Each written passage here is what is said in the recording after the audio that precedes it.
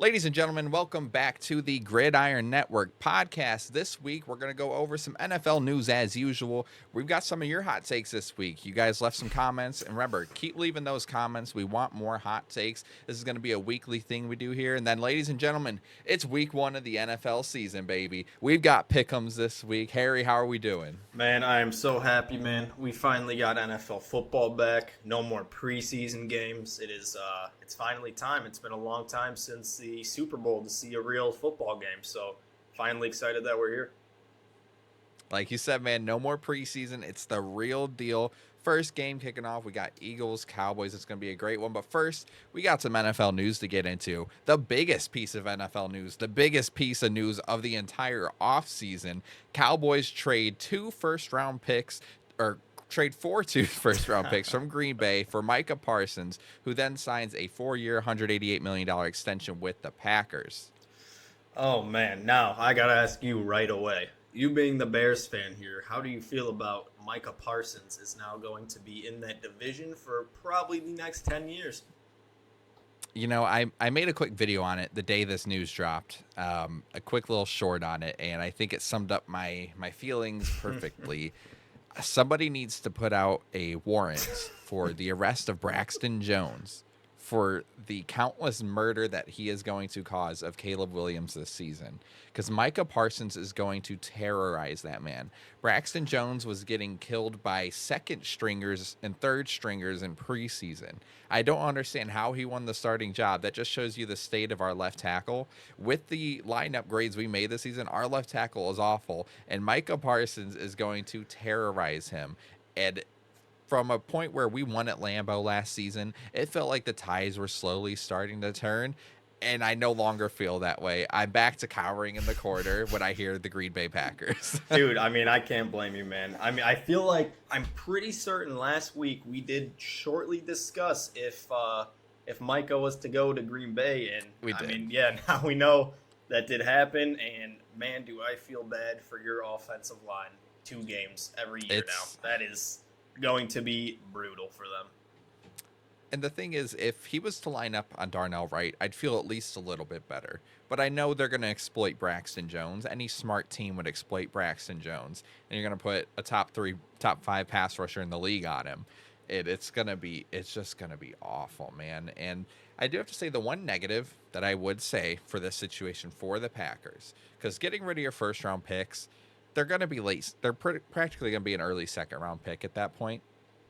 But I do have to say that the contract, 4 years, $188 million. That's a hefty contract. That's a lot of and I understand Micah is good. He's great, and he's young. He's fantastic. But they've also already paid Jordan Love, right? Yes. That's a lot of money right there locked up. Usually you don't see these type of contracts when you have your quarterback locked up, because it takes up so much of your cap. So I don't think they're going to be able to add many more key players, and they're going to start relying on a lot of younger guys. I think that's the only negative for the Packers, but I think this just completely opened up their Super Bowl window. It's just too bad they don't have a good quarterback at the helm. Oh, well, sorry to tell you, they do have a good quarterback. And I think this matchup, man, just Micah going here, I really, really think that the Packers are now Super Bowl candidates to come out of the NFC pretty easily now with Micah. And it's just how we were talking about the contract. I feel like nowadays, if you do want that superstar, you got to pay him that much. Jerry Jones 100%. didn't want to, and the Packers jumped on that opportunity, and now they have one of the best defensive players in the league. And that defense was already pretty good. I was already a big fan of that defense, you know, all biases and everything aside. Like, that defense is good. Jordan Love's also a good quarterback, I know, but that defense, it just went from good to elite. The NFC North defenses are all amazing, and it's gonna be really interesting to see the games between that division this year, because I think they're all going to be super close. I think every team's close to the same range, with obviously the Packers now probably being the favorites. Oh, yeah, and I want to say, I don't know if I got Centel here or whatever, but I think I saw a tweet that had a quote from Jerry Jones, because the Packers also had to give up Kenny Clark, and I saw a quote from Jerry that said that how they have to stop the run. So that's why they ended up trading for Kenny Clark. And it's just, Kenny Clark wasn't even that good dude, last year. dude, it's just Jerry, man. That guy is old and he's just losing it nowadays. It's funny though that you had to say that I might have got Sentel. Dude, I don't know. Know with Jerry Jones, because the things that come out of his mouth, you would think it's Sentel. Dude, he is, man. He had the spotlight on him this whole offseason, and he just made himself look more like a clown. And speaking of Jerry looking like a clown, he goes from not wanting to extend Micah Parsons, so he then signs corner Deron Bland to a 4-year, $92 million extension with $50 guaranteed. So he goes from being hard-nosed about signing an extension to one of the best pass rushers in the league to extending Deron Bland, who, don't get me wrong, he's a decent corner, but he's not Micah Parsons. And that's a lot of money, man. I mean, I don't see why you argue and pout about Parsons. You don't talk to him at all, and then you just sign Bland right after. It just really, it really didn't make a lot of sense for me. So $23 million a year. I mean, to be fair, about half of it's guaranteed, so I think that part's not so bad. Yep. But still, to me, when your defense isn't there, and then you're making these deals to lock up these, to be honest, borderline guys who had one great season, that's just questionable moves, but that's the Dallas Cowboys. Yeah, man. I agree with that. I really think, like you saw last year, when Micah was on that field, they're a top defense. Without him, they're a bottom defense. This move doesn't change anything. It's just making sure they're going to be a bottom defense for probably the next 4 years. Dude, 100%. And I was looking something up really quick because I was curious, right? Mm. And let's see. So Jalen Johnson, for reference, right? 4-year, $76 million contract. Oof, man. And you signed Deron Bland for additional, 16 mil? Dude. Additional 4 year? It's questionable moves. And then we get on to the next move here. Something really quick. Jaguars are sending a 2026 6th-round pick to Detroit in exchange for wide receiver Tim Patrick. And the big thing that I just want to talk on here is not only fantasy reasons, but just overall football reasons for the Lions. Isaac Tesla, this is huge for him. I've been preaching it since our first podcast episode this offseason. Isaac Tesla stocks are through the moon. Strap a rocket to his back because he is going to be huge for the Lions. He's going to be a great pick for a dynasty league in fantasy. And I think Tim Patrick leaving, this just is going to be great for Tesla, who I think is going to be their true red zone target. Yeah, you hit the nail on the head there. Before this move, I was pretty certain Tim Patrick was going to be their wide receiver 3, but now this move is just showing you that Tesla is that guy. And for fantasy, dynasty, great pick. He can even be something huge in redraft this year. I'm not going to say he's just going to be an amazing wide receiver 3. He'll need, hate to say it, probably some injuries for you to see that value in a redraft league. But, man, if he gets that opportunity, holy crap, is he just going to fly up the boards. And he's going to be a great wide receiver. Agreed. And speaking of wide receivers, we had another wide receiver trade in the past week. Panthers trade wide receiver Adam Thielen back to the Minnesota Vikings, bringing him back home. Carolina gets a 2026 5th rounder and a 2027 4th. Minnesota gets Thielen, a conditional 2026 7 and 2027 5. So some pick exchanges, but the most important thing is Adam Thielen's back in Minnesota. Yeah, this had to happen. We knew that they were working on this deal and they couldn't find the right picks or what they wanted to give up for him. But Jordan Addison is missing these first 3 games. So trading for Thielen, bringing him back home, it'll be a perfect mix. He will start, should be their wide receiver 2 until Addison comes back. And even when Addison comes back, that's still a nasty trio you got with Jefferson, Thielen, and Addison. I'm excited to watch JJ this year with his weapons. Yeah, and on top of just being a great replacement for Addison in the time being, how you mentioned, I think it's going to be beyond that because McCarthy and Thielen have been working out together for the past year and a half. So they've already got some chemistry together. So I'm sure JJ was at the helm of this begging to get Adam Thielen because he's got that chemistry with him. I could see him maybe overtaking Addison in terms of fantasy value this season. I would personally stay away from both Thielen and Addison because I don't know how that's going to match up. Jefferson, we all know how that's going to go. Yeah, and I do want to see, since we are on this Vikings fantasy talk real quick, I want to see, because I feel like you could call him a rookie quarterback. This will be his first regular season game. They love throwing to their tight ends, and they got Hawkinson that is a very good player as well. So I really do think it's just wheels up for JJ this year.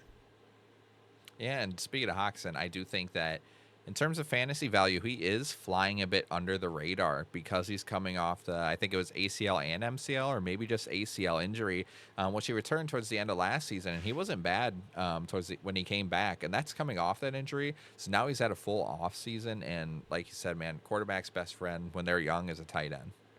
Oh, yeah. He's going to be throwing a lot of short passes to him right when he feels dangered in the pocket. I mean, he'll be his best friend, like we said. So it'll be fun for them to watch. Next piece of news we got, Dolphins running back Devon Achane will be ready for week 1 versus the Colts per GM Chris Grier. I mean, I think with Achane, it's just he's already a smaller guy and he is dealing with this calf injury. I do want to see if they hold him back a little bit or if this is just 100% full go. But, I mean, he's playing. He's a good player when he's healthy. So my Colts will have to definitely take care of that. And, I've been preaching the Ollie Gordon train here. Yep.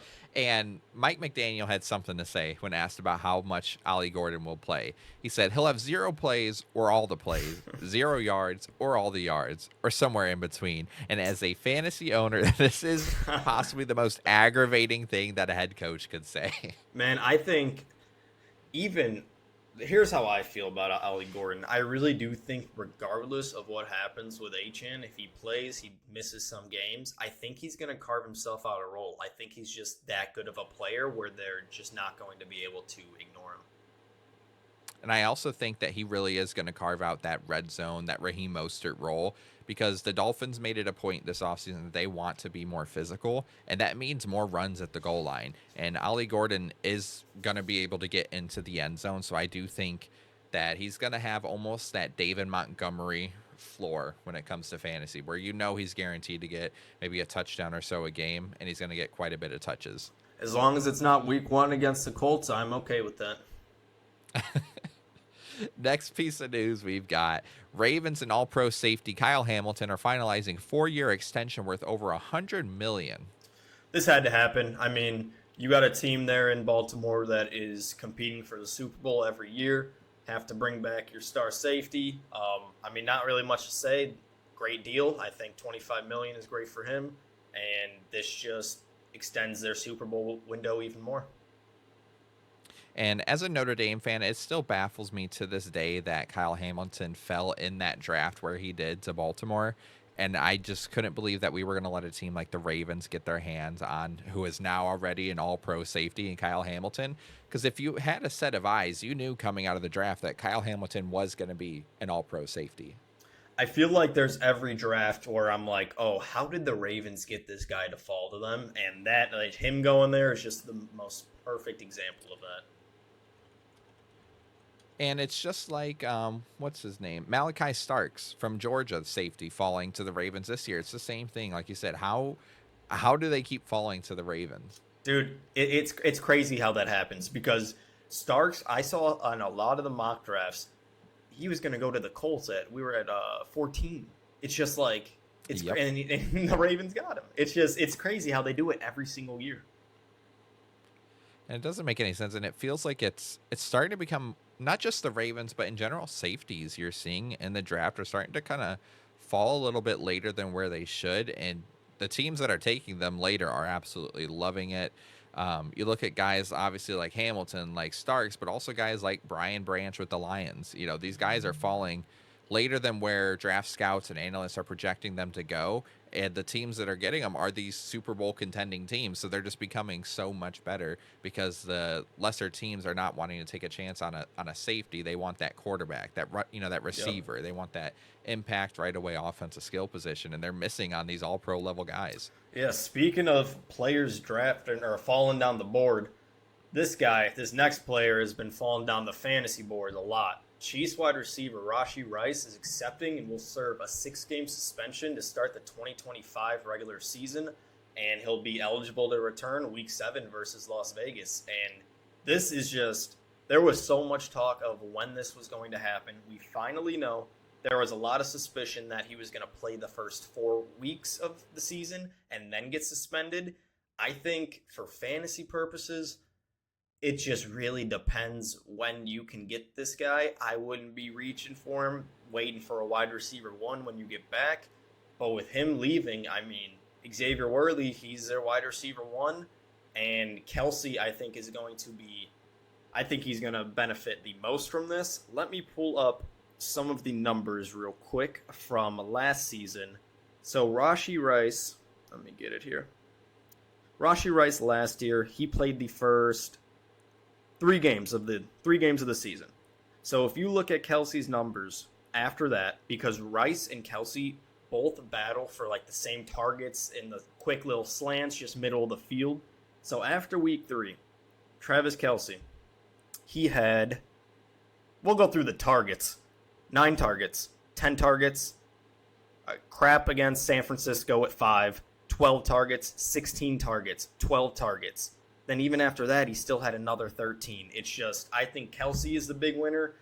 And I'll be honest, I'm only saying Worthy because we saw it last year when Rice was gone that he was a very good option. But I think when Rice gets back, Worthy's value is just going to take a massive dip. Just, I believe Rashee's the wide receiver 1 there, man. And, play, devil's advocate there is that's 6 weeks. A lot can happen in the NFL in 6 weeks. So who's to say Mahomes doesn't just fall in love with Worthy as a target, and Worthy, because he's probably going to take another leap this year over an offseason, and he was already great last year. So I think it's very possible that Worthy takes a big leap. Mahomes, who loved him last year, is going to love him even more. And then Hollywood Brown is someone that I think a lot of people look past for his entire career, because since Baltimore, where he was really just, it felt like a deep threat, and that's all he could really do, I feel like he's really developed his overall game since then. And last year he was great fantasy wise for the Chiefs. So I think that Chiefs room is interesting to see how this is going to play out with Rashee Rice. Whether does it take a big impact on everyone around him, or does it just take a big impact on Rashee Rice? Yeah, and I would like to point one thing out. I believe I saw a report that they were saying, I think it was the coaches, I can't remember if it was Mahomes himself, that's saying this offseason they were really working on the deep passing game. So, I mean, Worthy and Hollywood, those are 2 guys that can get under it. So, I mean, we can see Mahomes just airing it out because we really haven't been seeing him do that or doing it that well since Tyreek Hill left. Yeah, and another guy who's going to benefit in the short term from this fantasy-wise, Juju Smith-Schuster. He had a good preseason. He was looking good, and he's going to try and, obviously not to the same extent, but fill the shoes of Rashee Rice while he's gone, in terms of the role that he's going to play. And I think fantasy-wise, he could be a nice option in some deeper leagues. Man, I haven't heard Juju's name in so long. That is a pool. I mean, we've seen him do good with Mahomes, so if he still has anything left in the tank, this would be his best opportunity to show that. Yeah, and I've seen some reports coming out that he has been doing well in filling those shoes. But then again, once the actual NFL starts, right? Once regular season week 1 starts, all preseason and training camp talk can go out the window, and they could just go back to what they know works. Yeah, man. And speaking of somebody that's not going to be here for a while, Chris Godwin. He's not expected to be back until at least week 5. And, I mean, I think this is the case where once week 5 does come, he's still probably going to need a couple weeks to ramp back up, because last time we saw Godwin come off of a major injury, he wasn't the same guy to begin with. So, I mean, for this, it's just Emeka Egbuka. This guy should feast while this guy is gone, while Godwin is out. And it's just between Egbuka and I think Evans. I'm pretty sure I saw Cade Otton's back too. He's practicing. But I mean, I think it's just all Egbuka, man. This guy, you have Baker Mayfield talking so high about this guy. It's just he's going to feast while Chris Godwin is gone. And I think, how you mentioned with Chris Godwin is he's 29 years old. He's coming off yet another big injury. And I think, like you said, man, Ibuka's going to feast. And I think when Godwin comes back, Godwin's going to fall into that wide receiver 3 role.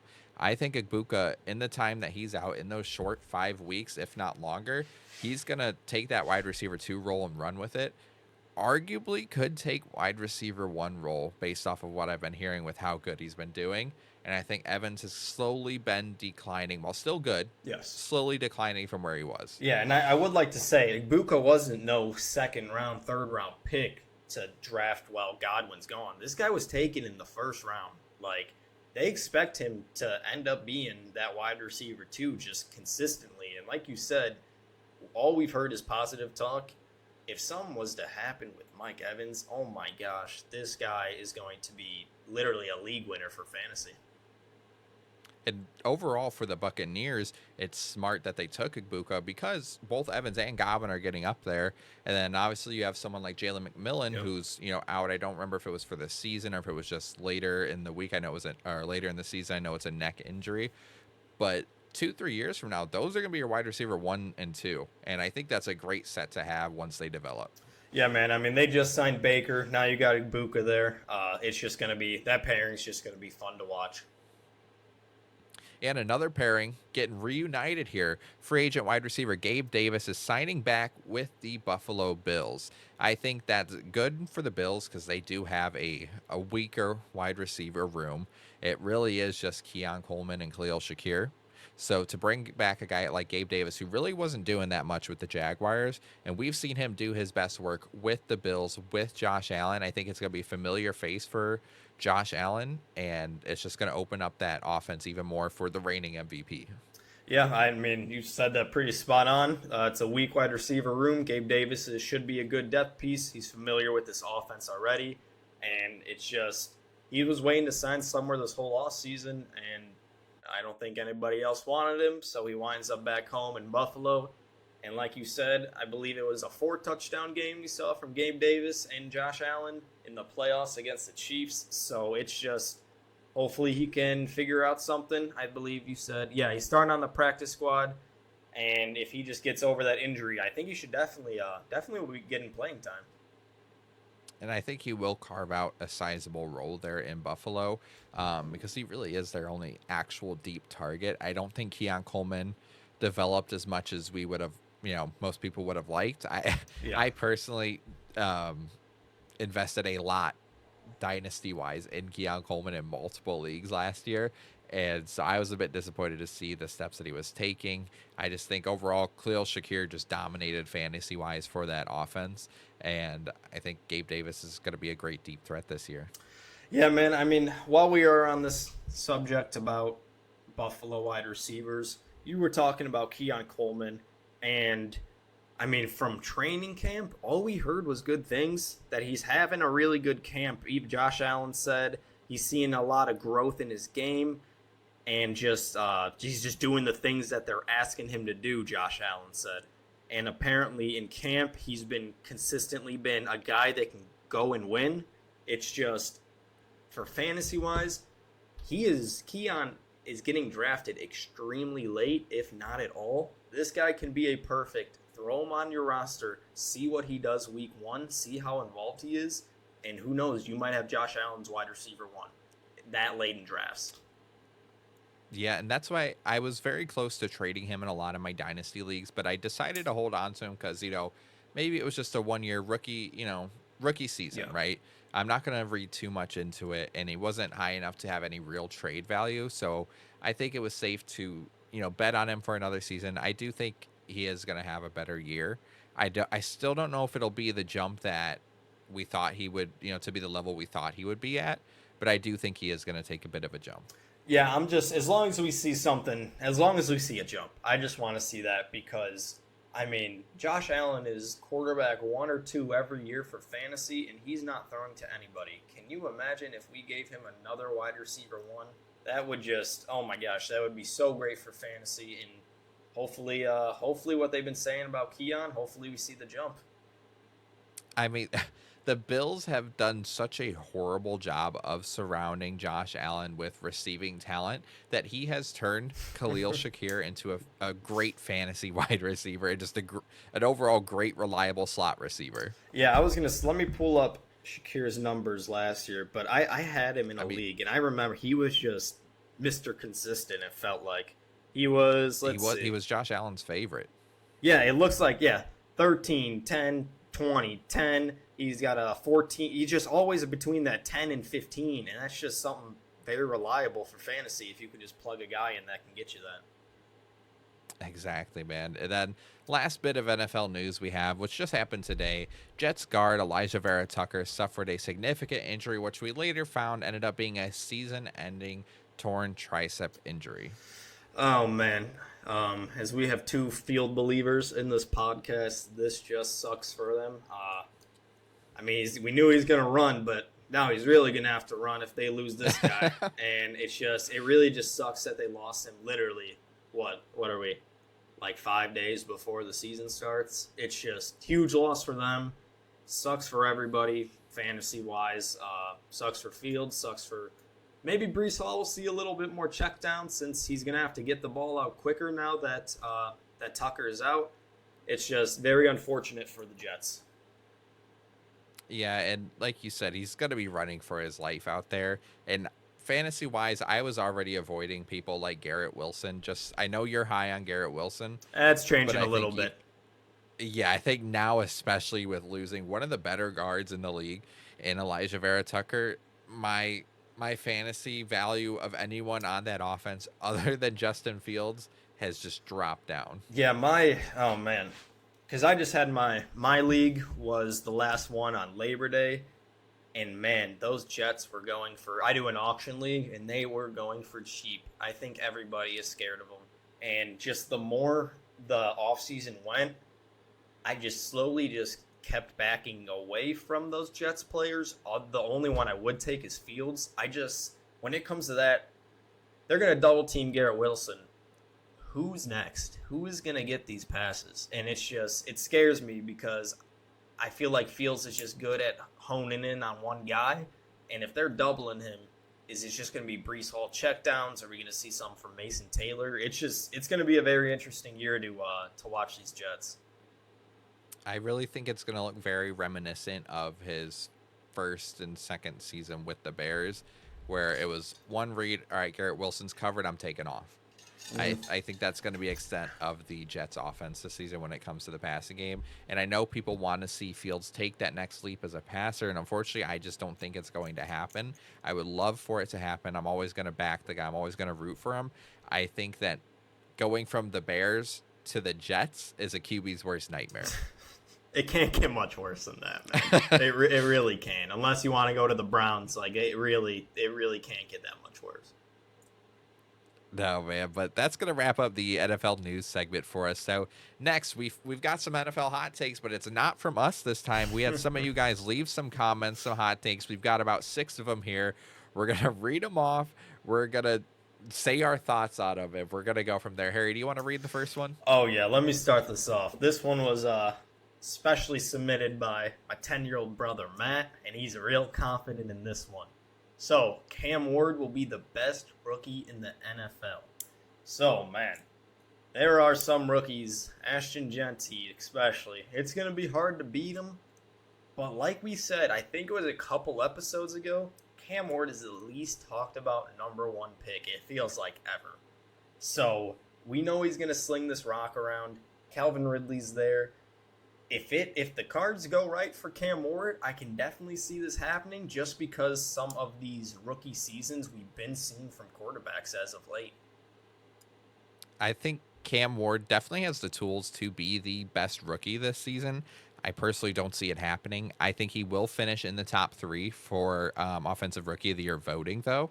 I do think he's going to be top 3 right around that area. I think he's a true gunslinger, man. Yes. The Titans are going to throw that football a lot this season. I think they really need to just let Cam Ward do his thing this year. He's confident with his throws. He doesn't throw too many interceptions. He's got an arm on him. I think let him just throw the football all season long. But but I don't think that he's going to have a better season than guys like Ashton Genty. Even someone like a Tet McMillan might have a better season.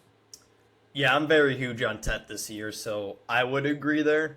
It's just I really do think if this take was to come true, I definitely think that he's gonna have the best opportunity because they are just like you said, he is going to throw this ball so many times. So if things go his way, I can see this happening. But once again, it's gonna be a tough road for that to happen.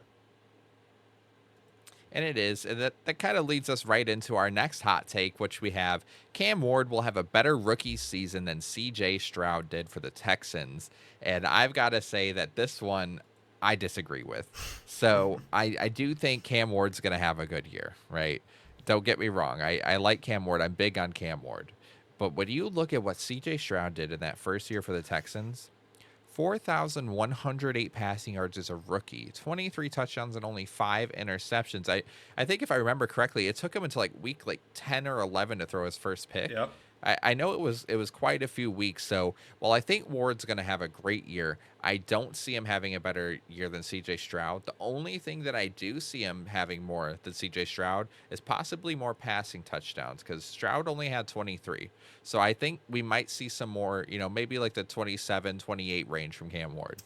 Yeah, man, it's just that is a hot take, man, because it is so hard to beat out Stroud's rookie season, and I obviously do not agree with this one, mainly just because when you look at what Cam Ward has, you look what Stroud had. Cam Ward doesn't have a Nico Collins, and I don't think Calvin Ridley will be that. So unless the rookie steps up as a wide receiver too there, it's going to be really, really hard to do better than Stroud's rookie season. And I do think, with Stroud's season, he was only about 200 yards shy of the rookie passing record set by Andrew Luck. So it's like he's right there, man. So to think what Cam Ward has to do to pass that, and like you mentioned, that he doesn't have that Nico Collins. Yeah. Calvin Ridley, while good and is going to be great for fantasy, he's not a Nico Collins level player at this point in his career. Maybe if he didn't bet so much, he could have been, but I think it's a little late for that to be. So I think Ward's going to have a great rookie year, and he's going to prove why he was the number 1 overall pick because the NFL doesn't like to think so. Yeah. But not on the level of CJ Stroud. I mean, here, we can keep going. Since a lot of you guys seem to hate CJ Stroud, it seems like the next hot take was Bryce Young will be a top 10 quarterback and better than Stroud. What do you think about that one? Ooh, now, you know that I am high on the Panthers this year. I'm high on the Panthers. I'm high on Bryce Young, but it really feels like we are starting to disrespect CJ Stroud. I understand that he had a bit of a down year, and it wasn't even a bad year that he had, but it was down year, especially when you compare it to his rookie year. But everything is circumstantial in the NFL. You have to take everything into account. He did not have the greatest offensive line. He lost Stephon Diggs. He lost Tank Dell. He lost so many targets last season. And Bryce Young, while he did look great in the second half of the season, we got to see more from him. Yeah. And I do think he's going to take that jump, but I'm not a fan of this CJ Stroud disrespect because it's starting to feel like we're treating him like he's not a borderline top 10 quarterback. It's starting to feel like we're calling him a bust. And he had a sophomore slump, and it wasn't even a bad slump. Yeah, man, no, I agree with you actually 100% there. I think CJ Stroud is getting hated on a lot. And, I mean, you said just lack of weapons. He didn't have anything last year, man. And it's just his O-line was atrocious. And, unfortunately, it got worse. So, we will see how Stroud does. But I'm a Colts fan, and I even believe that Stroud is going to bounce back. I like Stroud this year. I think he's going to be good. I think we're going to see a major bounce back from him. And here, we'll go into Bryce Young. So, my thing with Bryce Young, I feel like you and I are both very big fans of Bryce Young on this podcast. I really do hope this guy does show out to what he was supposed to be. And we saw him getting better the second half of the year. But, man, we would need to see a big, big jump from the end of last year to him possibly being a top 10 quarterback this year. Agreed. And I do think he's going to take a jump, but again, I don't think he's going to take as big of a jump as I would like to see him take. But I think he's going to take a big enough jump to solidify himself as the Panthers starter for the future. So just not in the level of CJ Stroud. But speaking of guys who are going to need to make Yeah, jumps, that's what I was the just next about hot to say. take that we have, the next hot take that we have from you guys is Tyreek Hill goes back to being the best wide receiver in the NFL. Wow. Man. Talk about hot takes, man, because this is this even a hot take anymore? I don't Dude, this like, would... or is this just not a good take? No offense to the guy who left this. No, this might have to be one of the hottest takes ever, really, because Definitely the hottest one we're looking at on our list. Oh yeah. My thing is, which I feel like this team doesn't even believe in the guy this year. He was not voted a captain for the first year since he's been on this Miami team. And I feel like, unfortunately for Tyreek nowadays, we hear about him. It's drama or it's injury. And I believe, let me make sure right here for sure before I start yapping about this. He doesn't even want to be on the team. Dude, yeah, he doesn't want to be on this team. He's not going to be able to be the best receiver when he can't, when he doesn't want to be on the team. Dude, he's already injured. Oblique calf injury, limited at practice today. I believe I saw that he will be playing this Sunday. And it's just, if he's already dealing with this stuff, the team doesn't think he's a captain anymore. He doesn't want to be there. Man, dude, this is a hot take because you are going to need the biggest jump of all time for this guy to be back as the number one receiver in the league. Does he still have the skill set? Maybe. We saw some good games last year, but not what we're used to. Unless just something magically goes back to about like 2022. This is going to be a very, very tough task for Tyreek Hill to do. I mean, my take on this one, we know how I feel about the Dolphins. I think they're going to be one of the worst teams in the NFL this year, 3 or 4 wins. I think Tua, you can't trust him to stay healthy. And when Tua's not out there, Tyreek's value is so far down. And I don't think that the offense is going to be good at all. And I had Tyreek Hill at number 6, I believe, on my wide receiver rankings at the moment. And I got absolutely hated on for it. And I thought I was... I did feel like I was being generous giving him 6, but like people thought he should have been out of the top 10. So if they're thinking that now, yeah, and I'm pretty close there, I don't see how he's gonna end up being back in the best receiver. He may have a good season. I don't think it's gonna happen, but he may have a good season.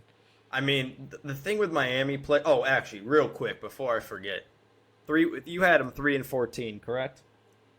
Yes. Were one of those win the Colts? Oh, I don't remember.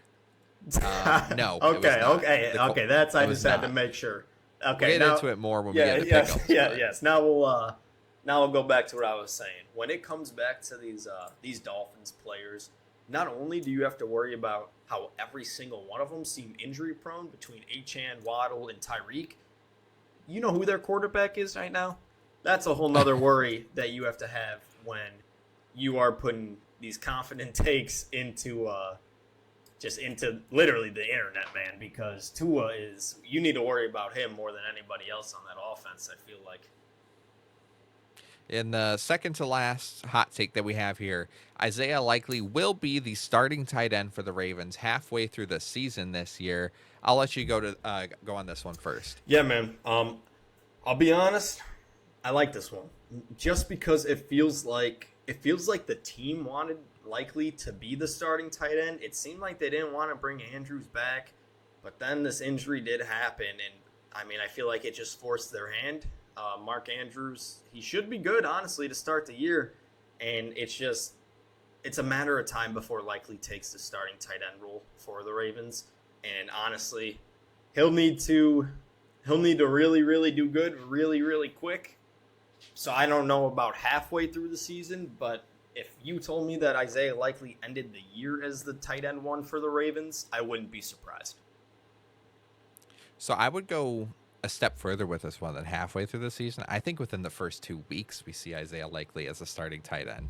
I think that, like you said, last year, it was obvious the Ravens wanted Isaiah Likely to be the guy. Yeah. They wanted them to overtake Mark Andrews.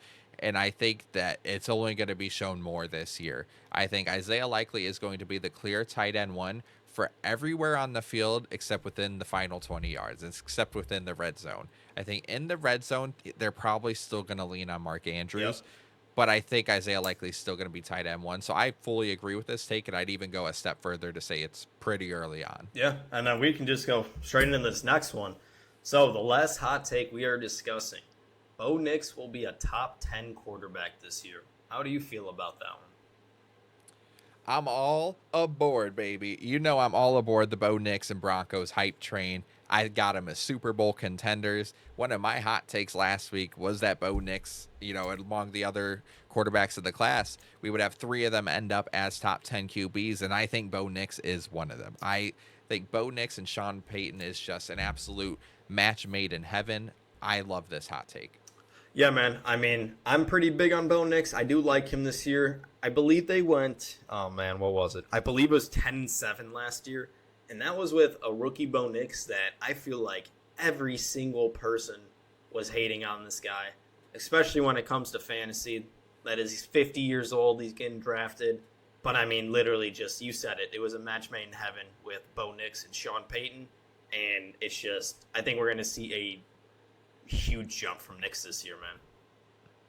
Yep, I really think that they have a chance to win the AFC West. And so that's it for hot takes. But really quick before we get into pick'ems, I'm throwing you on the spot here. Yep. All right. I just want us to make our claim here because we're, right before week 1. Yep. I just thought about it. What's our Super Bowl matchup this year? Dude, I will go first. Yeah, you go first. You go first on this one. All right. I'll give you some time to think about it because I just thought about it as we were going through the hot take. So I think my Super Bowl matchup, I'm going to go a little bizarre. Yep. I think it's Bills. I want to say Eagles, but just for the sake of argument and for being different, I'm going to say Bills Rams. That's my Super Bowl. Man, that's a good one. And who wins? In which I would have the Bills. I think Josh Allen finally gets over the hump. I think the Chiefs maybe go out in the first or second round, a little upset. Yep. And because we know if he meets the Chiefs, he's not winning. Yeah, unfortunately. I think that he strategically, the Bills avoid the Chiefs in the playoffs. I think it's going to come down Lamar and Allen head-to-head in that conference championship game, in which I think the Bills will win. And then I think that the Bills will beat the Rams or the Eagles, but we'll say the Rams in the Super Bowl. Oh, man. You want to hear mine? Let's go. Oh, this is going to be... I can't wait to watch this one back. So... Oh, I know who it is. I think it is going to be from the NFC, the Green Bay Packers going against the Baltimore Ravens. And I think from that, I think the Ravens win. I think Lamar gets his first ring. I think Micah to this team is going to be absolutely huge for them. I think their offense, if Matthew Golden is going to be this guy that we've been hearing, I mean, they're a run-first offense. And then if you got Matthew Golden out there, Christian Watson's still on the team, believe it or not. But guess what? He's still injured. He will come back eventually. You have Dobbs there. Jaden Reed.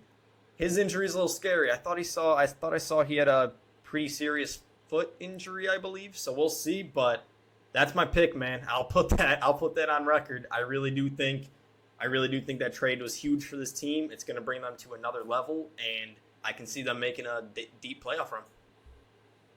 I'll tell you, if I have to watch the Green Bay Packers win another Super Bowl before we even make it back to one, I think I might claw my eyes out. Dude, I will become if what you say is true, and it's the Ravens versus the Packers, you'll never see a bigger Baltimore Ravens fan than me that day. Hey, dude, I can't blame you, man. I would cry if the Packers win a Super Bowl. Dude, I would love to see that, man. I got most of my friends are Bears fans. Oh, that would be awesome to rub in their face. Oh, please, no. No. But I don't even have words. Hey, dude, we'll be done talking about about this one, man, because I could tell you're a little shook by this. All right, so we've got NFL Week 1 pick'ems. So the way we're going to do this is I'm going to say my pick'ems for each game.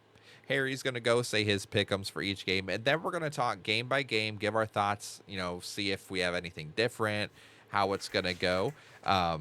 So I'm going to go first. NFL Week 1 pick'ems, Cowboys at Eagles. I've got Philadelphia winning this one. I've got the Chargers over the Chiefs, in which I think will be a close game. I think the Chargers are going to do enough at home to win that one. Colts over the Dolphins, Steelers over the Jets, Jaguars over the Panthers, Cardinals on the road against the Saints, Commanders against the Giants. I've got the Falcons over the Buccaneers, Bengals on the road. I think they take care of the Browns. Patriots at home. Big fan of the Patriots this year. I think they handle the Raiders. 49ers go into Seattle, and I think they take that one. Broncos against the Titans. I'm taking Denver. Lions against the Packers.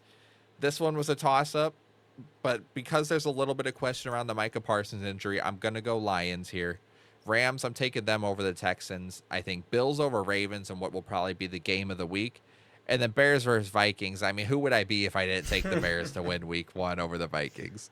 Yeah, man. We'll get right into my NFL Week 1 pick'ems. So, Cowboys at Eagles. I'm taking the Eagles in that one. Then we're going to go Chiefs at the Chargers. Taking the Chiefs. Buccaneers versus the Falcons. I think the Bucs come out with that one, and I think that one could even be a potential shootout. Bengals versus Browns. You got Joe Burrow, Jamar Chase versus the Browns. Give me the Bengals all day. Dolphin and Colts. Danny Dimes, it's time. Give me the Colts. Panthers, Jaguars. I'm taking the Panthers. Raiders versus the Patriots. I'm going with the Patriots there. Cardinals versus Saints. If I say anybody other than the Saints this year, feel free to shoot me. Steelers versus the Jets. I'm going with the Steelers on that one.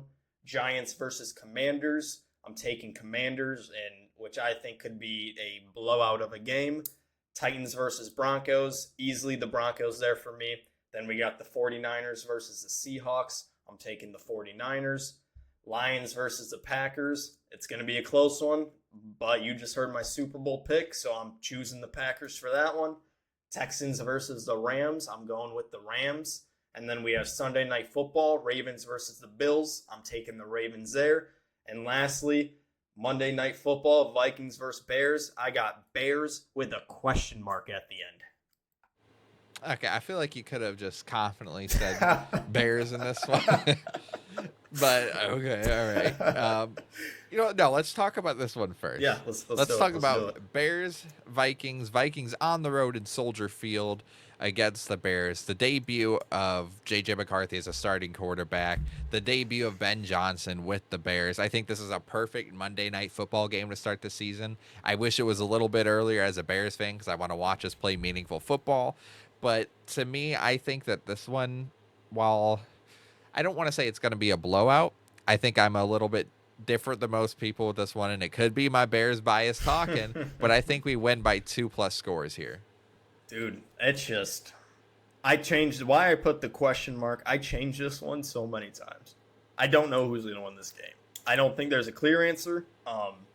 If I had to favor why I ended up going with the Bears to, finish this off is, I think that defense will potentially see or having JJ seeing ghost in his first regular season game, but also it's just, I also feel like just JJ might just be a perfect quarterback in this KOC system, and I can just see it. He still has Justin Jefferson. Now we got Thielen, Hawkinson. I can see him put up points still, man, and I really do think this game is going to be pretty close, and I can see it going either way. I do have to say the one thing where I could see the Vikings winning is Jalen Johnson is a bit of a toss-up right now on if he's going to play week 1. If we don't have Jalen Johnson week 1, I really think the Vikings are probably going to take it, sadly. But I think it seems like he's leaning towards playing, but he hasn't practiced at all yet. So that scares me. But I do think he's just overall just too talented of a corner to where it'll affect him that much. Yep. Our pass rush is a bit questionable. I'm hoping that we can get home. But speaking of pass rush, the Vikings, they love to blitz. And Caleb Williams balled out against the Vikings, against that Brian Flores defense. So I think with Ben Johnson controlling Caleb Williams, back there, I think that we're going to tear apart that Vikings defense and make Flores look like he's never coached football before.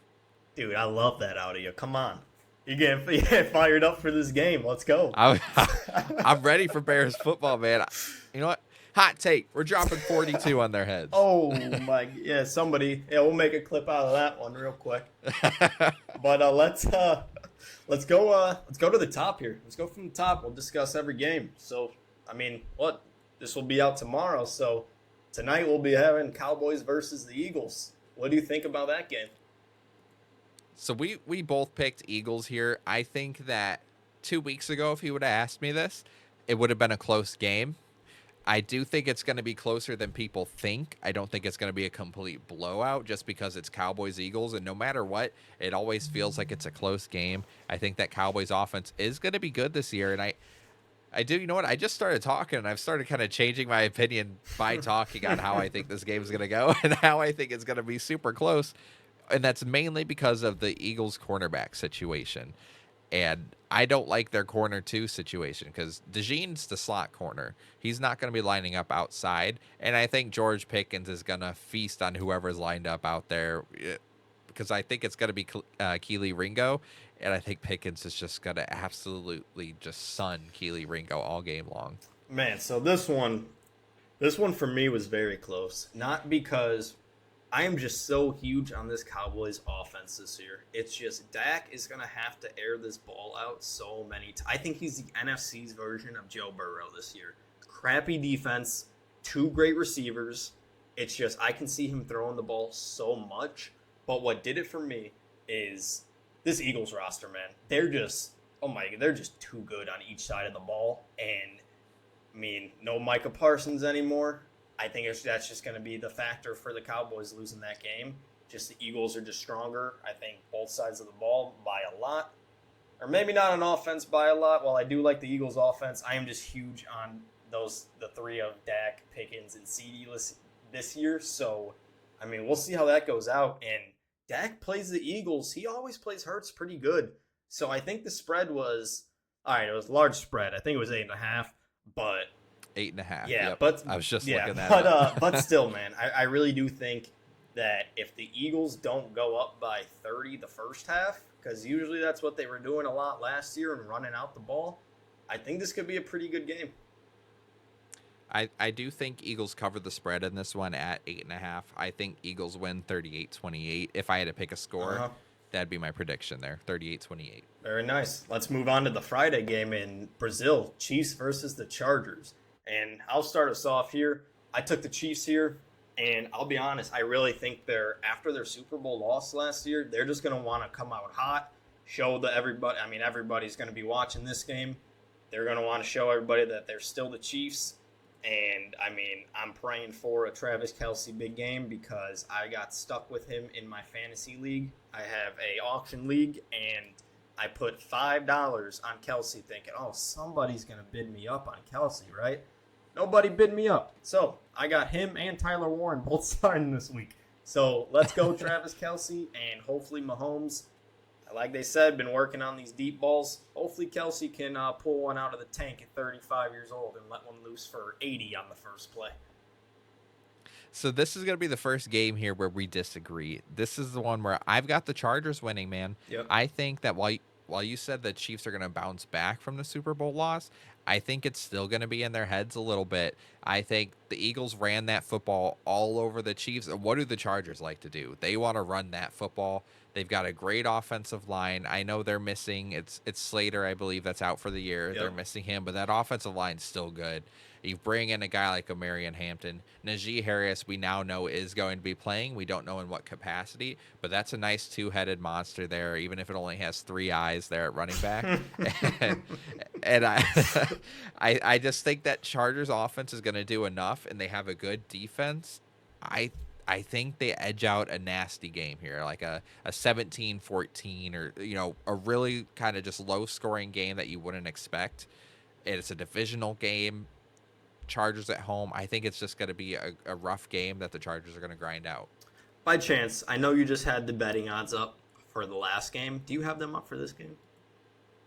So Chiefs are -3 or 3.5 point favorites. Oh, man. It's going to, I do think it's going to be close. It's just, I really do think the Chiefs, I mean, one has Patrick Mahomes, and I feel like Mahomes usually figures it out in the end. And that's just what I really do think is going to happen. While I do love the Chargers this year, I try to get Hampton in as many leagues as I can because, man, that guy is a superstar. And when you have a one-eyed player behind him that they don't know how much he's going to be playing this week, I really, really do think he's going to be pretty solid. But, I mean, the Chiefs do have a good defense still, so it might be tough for them to get it going. Yeah, man, that next game we've got here, Miami Dolphins go on the road, take on your Indianapolis Colts. Yep. We both had the same pick here in the Colts. I'll let you take this one. I got 4 words on this notes. Danny Dimes is ready, and that's what I'm rooting for. We saw the rant. I love that you flipped your switch. Oh, man, dude, is this killing me to say this? I ranted about Danny Dimes. I got to accept he's our QB1. And, I mean, man, it's just we have Josh Downs healthy now. Josh Downs might see 30 passes 5 yards out this game. Good. That's just how, yeah, good, exactly. Yes, Josh Downs I hope is that's a the dog. case. But, yeah, Danny Dimes, going to be looking for those checkdowns. And I agree with you, man. I think the Dolphins are going to suck this year, man. And it's just, I still think our team is good enough to pull out the win here. Yeah, speaking of betting odds, Colts are 1.5 point favorites, so Vegas expects this one to be close, and these odds are by DraftKings as well. Colts minus 115, Dolphins minus 105, so we don't even have a true underdog here. It's going to be a close game, but I do think the Colts at home, week 1, I think they do enough to handle that Dolphins team. And, oh, man. See, like, what I really want to say is I hope we lose this game so we can get one step closer to AR coming back. But I really do think this Dolphins team is going to be atrocious. I mean, if there was a week for this Dolphins team to, like, pop off, it would be week 1 while they still have everybody healthy. But I still do think our defense is going to be good enough to stop them. Yeah, next game we're going to talk about here, we've got the Steelers going on the road to take on the Jets. Again, we both have the same pick here. Steelers, they're 3-point favorites. Now that you lose Elijah Vera Tucker, I think that Steelers defensive line are licking their lips right now at Justin Fields, looking like a nice drumstick over there because he's about to get devoured on Sunday. Dude, as Shaq would say, that is barbecue chicken for that Steelers Barbecue defense. chicken. Because I wrote down, I think this defense is going to be too much for Fields, and I really do think Rodgers starts off his Steelers career with a win. And we've said it, it's the defense. I really don't even think that Rodgers is going to do anything good. I don't like Rodgers at this point in his career. He doesn't I don't need think to this he's a good game. quarterback. But exactly, he doesn't have to do anything. Just don't throw an interception and you're winning this game. And that's really what, like, the Steelers want the most. Like, if they don't need Rodgers to win this game or win any games, that is the perfect season for them because Rodgers is old now.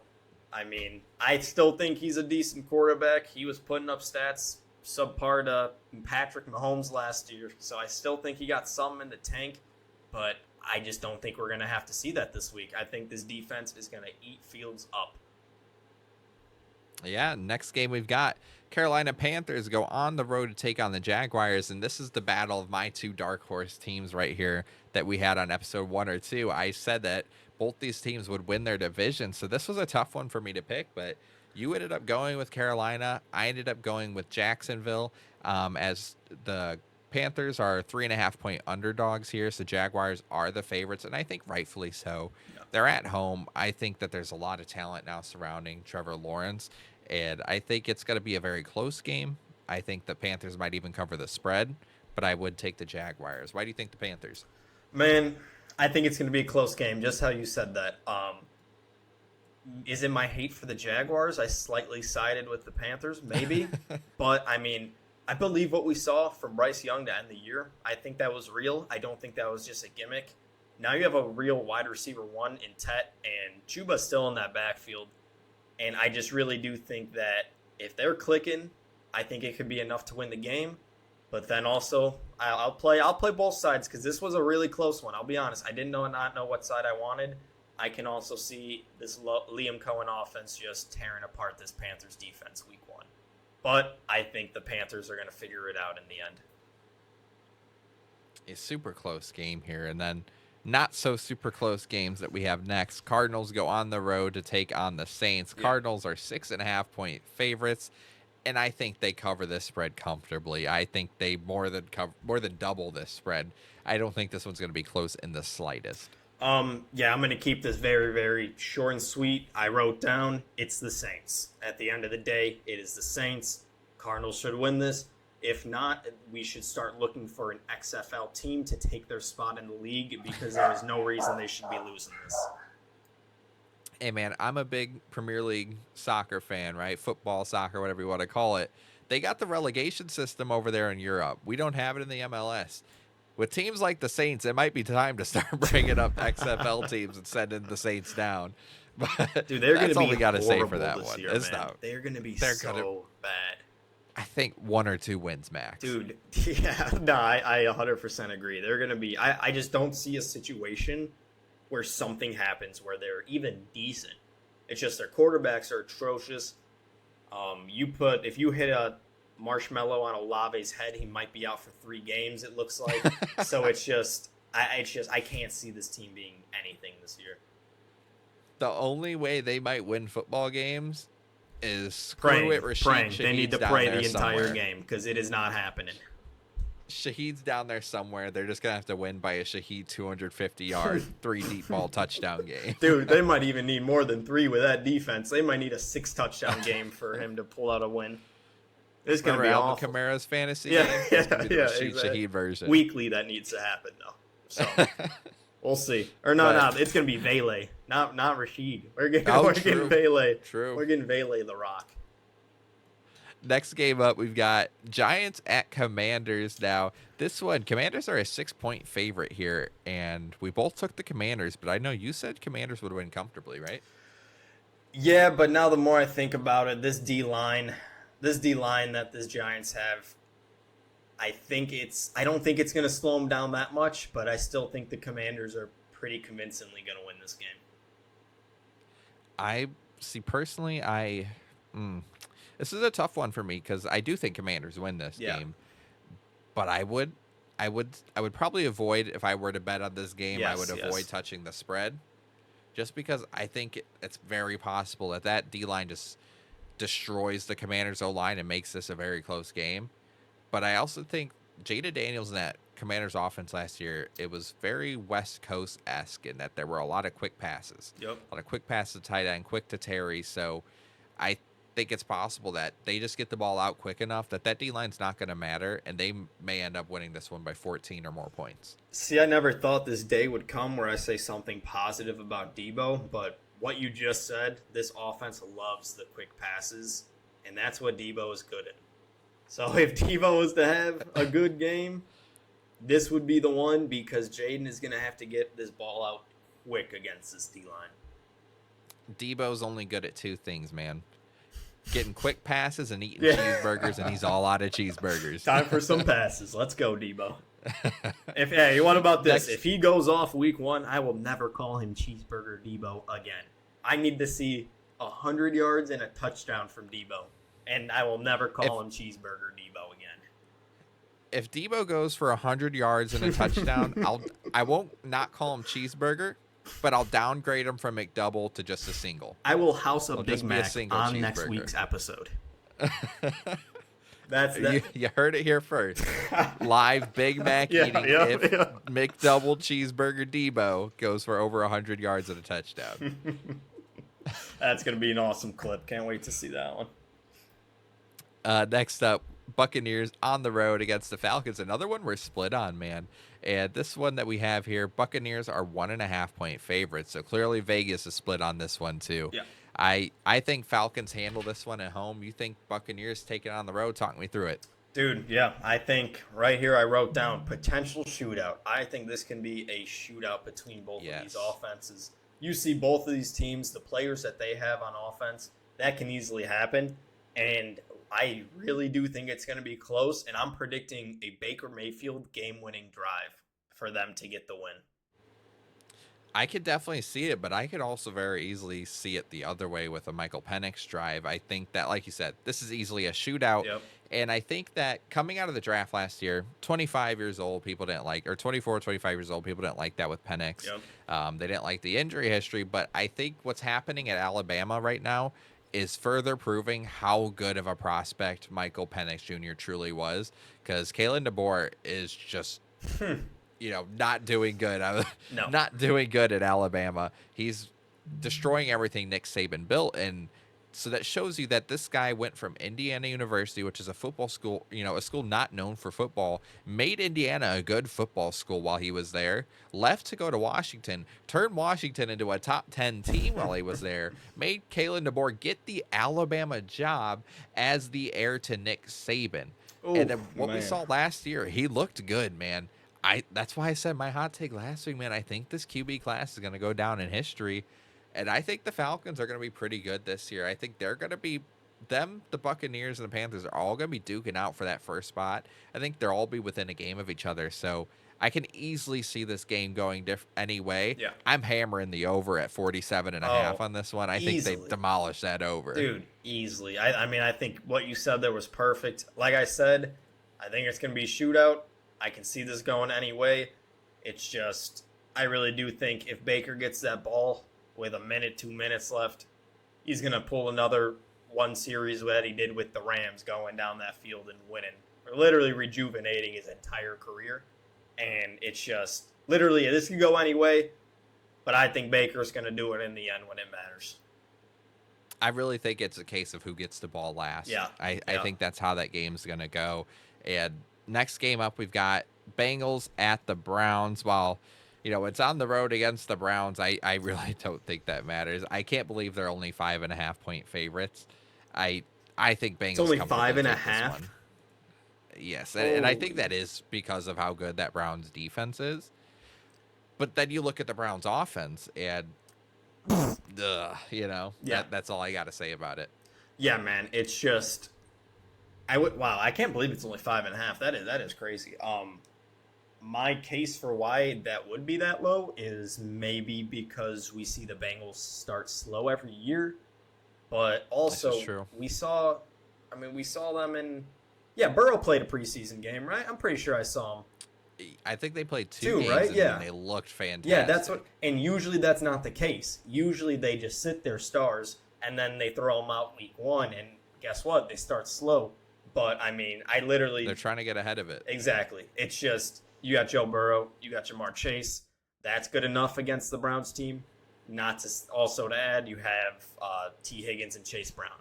It's just I think this should be a very easy win for these Bengals if they don't start slow like they usually do. And I do think the Bengals aren't going to start slow because while I don't think he's on the verge of being fired, I do think his, Zach Taylor, it's starting to get a little toasty. It's starting to heat up a little bit. So I think that he's going to do everything in his power to fire these guys up, and including playing them 2 weeks in the preseason. So that way they have no excuses on why they're ready to go. I do want to say, before we move on to this next game, I can see Flacco torching this Bengals defense too. Like, I definitely could. Now, the more that I think about it, I forgot how atrocious that Bengals defense is. I think Flacco is good enough with those weapons there. Hopefully they get Judkins to sign. But, I mean, I just think it's Joe Burrow at the end of the day. I just think he easily takes that win. Agreed, man. And next game up we've got here, Raiders on the road at the Patriots. Patriots favored by 3 in this one, and we both agree Patriots take this one. I know we're both big on the Patriots. We're both big on. I like both of these teams, man.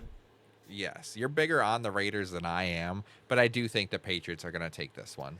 Yeah, this one, I'm not even kidding. I think about 5 minutes before we started this, I was changing this up because I think it really, really could be. It could go either way. I could see Geno Smith, Genty, Bowers being enough to beat this Patriots team. But, I mean, at the end of the day, I think May is that guy. And Diggs is playing. And I just think they're going to put up some points against this weaker defensive back group in the Raiders. Agreed. I do think it's going to be close. I love that Raiders offense, but like you said, I'm not a big fan of their secondary there. Yeah. I think Drake May is going to dice them up.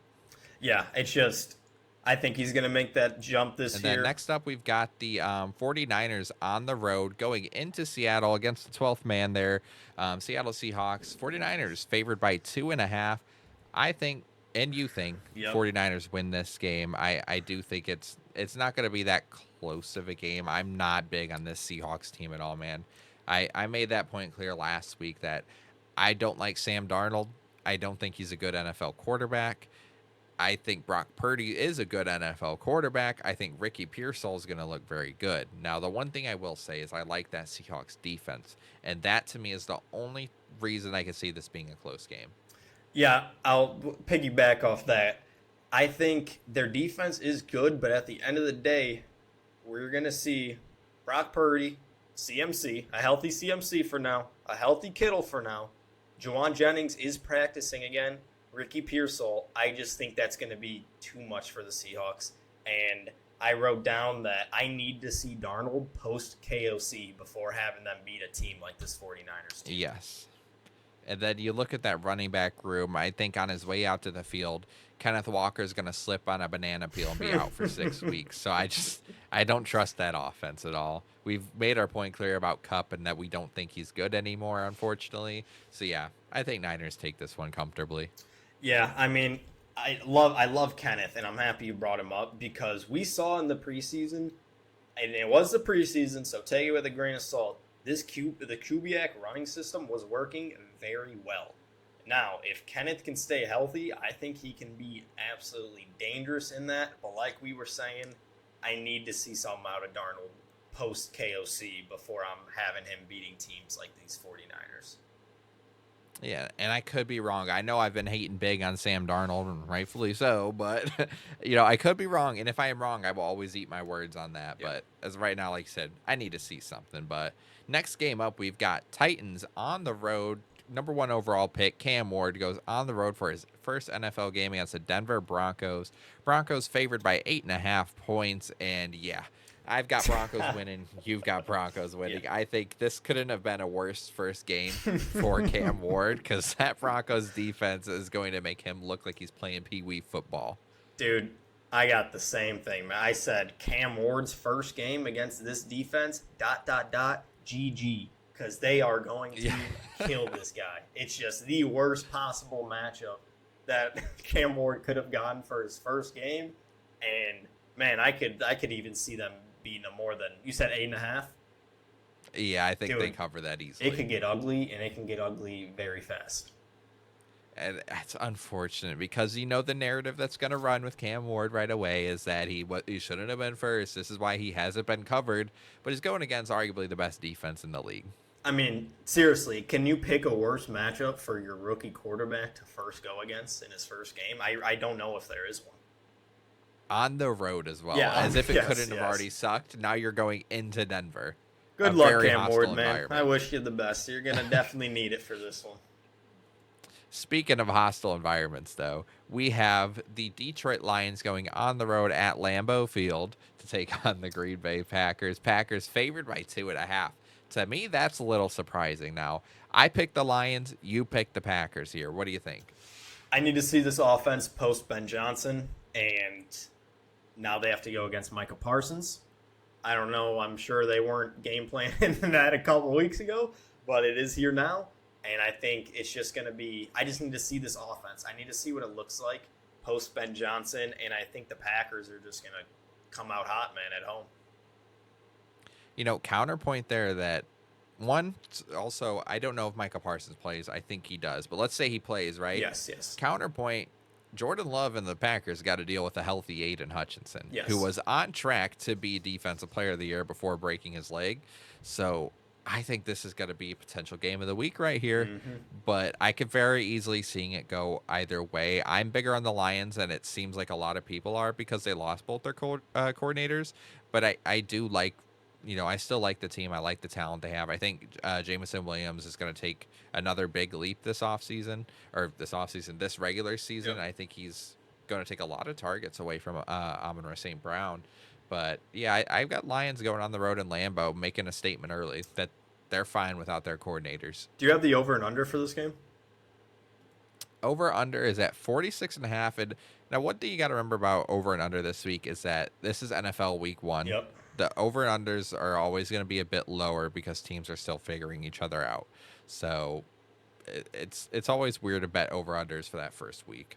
I don't even know where I'd lean. I can see this being both ways, to be honest. It's just, my thing is, yes, it is the Lions' first game post Ben Johnson, but all the talent's still there, man. I mean, they didn't lose anybody. Exactly. Yeah, they didn't lose anyone crazy, but I really just do think the Packers are going to be the better team at the end of this game. I mean, to me, I wish they could both lose. Let's have a draw. yeah, seriously. I'll take a We'll draw take a tie week 1. That works. But next up, we've got Texans going on the road against the Rams, which is a sneaky game here. I think this could be a sneakily good game. Rams favored by 3 over the Texans, but we both picked the Rams to win. I do like the Texans to cover the spread here, though. Yeah, I think it could be a very good game, but what determined it for me, Matthew Stafford. He's healthy. He's playing. You got Devontae Adams. You got Puka. They might.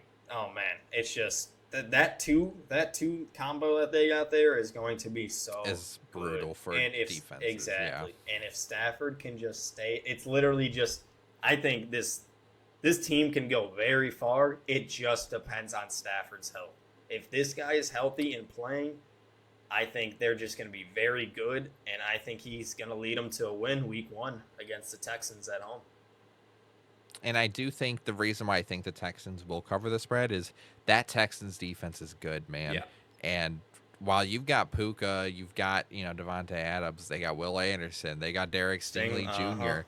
I mean, that defense has got a lot of great young pieces. And look at this Stroud disrespect to start this episode. Seriously, man. I think CJ Stroud's going to go out there, chip on his shoulder. I think we see a CJ Stroud statement game, 300-plus yards here.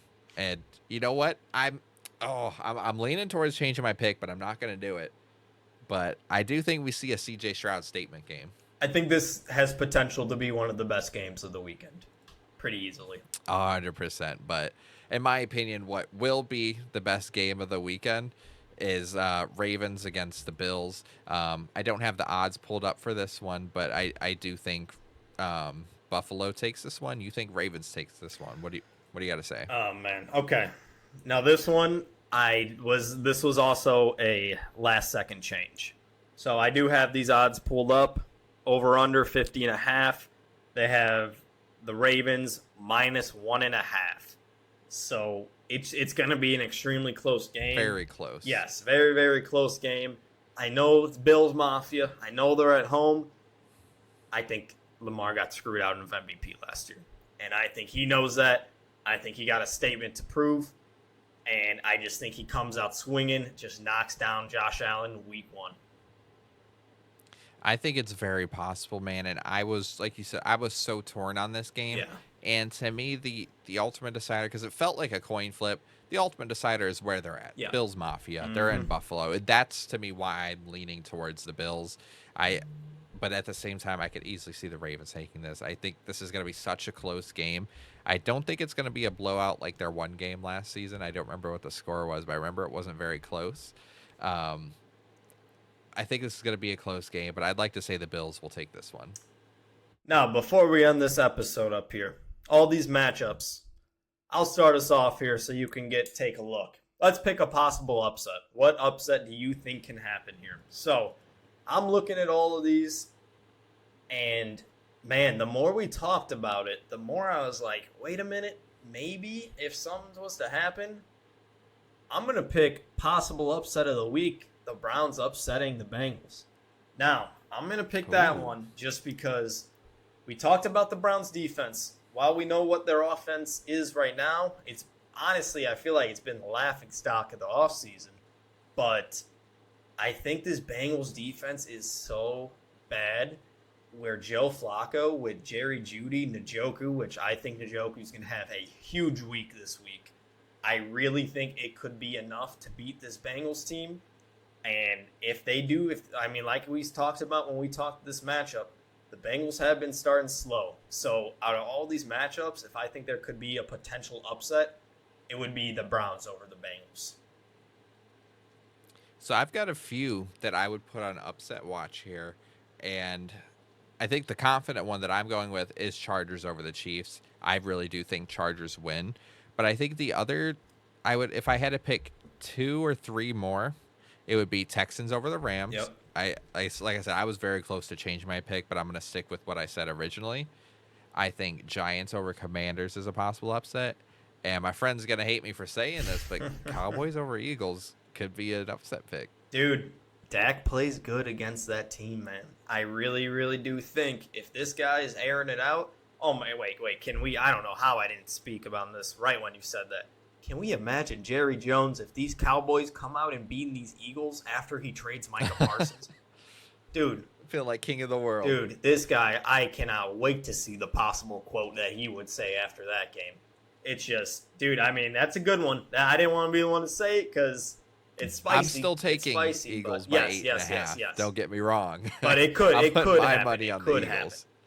But yes, yeah, that they're definitely one of the teams I'd pick for upsets. Dude, I mean, hey, we're finally here, man. When you guys are listening to this, it might be, hey, the Cowboys might be winning this game. we'll have to wait and see.